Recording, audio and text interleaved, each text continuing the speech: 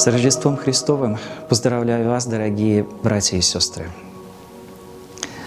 В эту святую ночь, 2000 лет назад, произошло событие, которое изменило ход человеческой истории.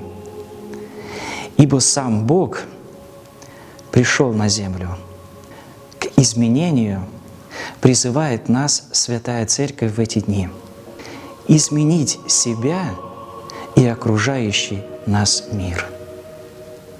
Изменить любовью, милосердием и сострадательностью. И примером да будет нам сам Господь. Пусть наступивший 2016 год будет благословенным, мирным и созидательным. Пусть радость этого благословенного и великого праздника Рождества Христова как можно дольше будет жить в наших сердцах.